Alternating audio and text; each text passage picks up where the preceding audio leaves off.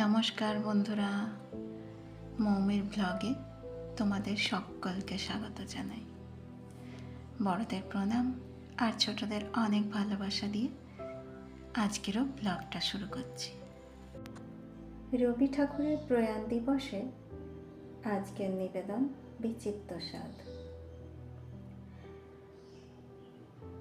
আমি যখন পাঠশালাতে যাই, আমাদের ওই বাড়ির গলি দিয়ে 10টা বেলায় রোজ দেখতে পাই ফেরিওয়ালা যাচ্ছে ফেরি নিয়ে। চুরি চাই সে হাঁকে, চিনের পুতুল ঝুড়িতে তার থাকে। চায় সে চলে যে পথে সে খুশি, যখন খুশি খায় সে বাড়ি গিয়ে। 10টা বাজে, 10:30 বাজে, নাইকো তারা, হয় বা পাছে দেরি। ইচ্ছে করে স্লেট ফেলে দিয়ে অমনি করে বেড়াই নিয়ে ফেরি।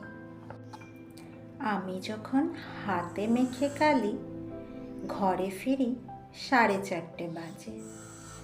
কোদাল নিয়ে মাটি কোপায় মালি বাবুদের ওই ফুল বাগানের মাঝে।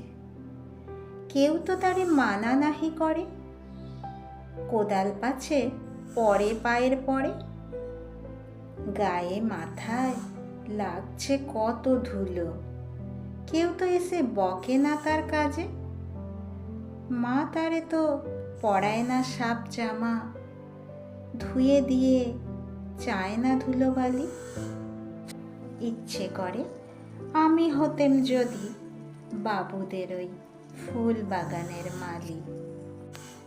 একটু বেশি রাত না হতে হতেই মা আমারে ঘুম পাড়াতে চায়। জানলা দিয়ে দেখি যে পথে পাগড়ি পরে পাহারাওয়ালা যায়। আধার গলি, লোক বেশি না চলে, গ্যাসের আলো মিটমিটিয়ে জ্বলে। লণ্ঠনটি ঝুলিয়ে নিয়ে হাতে দাঁড়িয়ে থাকে বাড়ির দরজায়। রাত হয়ে যায় 10টা, 11টা, কেউ তো কিছু বলে না তারে। ইচ্ছে করে পাহারাওয়ালা হয়ে গলির ধারে আপন মনে জাগি। নমস্কার।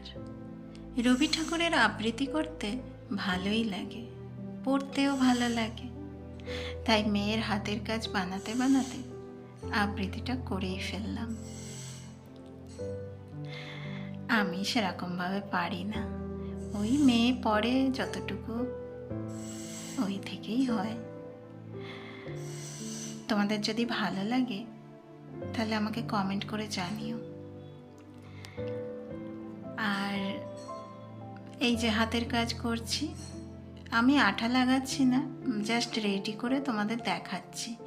এই কাজটা ও স্কুলে নিয়ে গিয়ে করবে, ওখানে ম্যামেরা দেখবে যে কিভাবে সাজাচ্ছে। শুধু কাঁচির কাজ মানে ওটা ওখানে অ্যালাউ করবে না বলে আমি বানিয়ে দিলাম, আর বাকিটা ও করবে ওখানে। এগুলো আমি ওই জন্য আঠা লাগাচ্ছি না, জাস্ট সাজিয়ে তোমাদের দেখাচ্ছি। তো আজকের ভিডিওটা এখানেই শেষ করছি। তোমাদের কেমন লাগলো অবশ্যই কমেন্ট করে জানিও। আবার দেখা হবে পরের একটি নতুন ব্লগে। আজকের মতো এখানেই বিদায় নিচ্ছি। তোমরা ভালো থেকো, সুস্থ থেকো, আমার ভিডিও দেখতে থাকো। আরও ভালো ভিডিও করার চেষ্টা করব।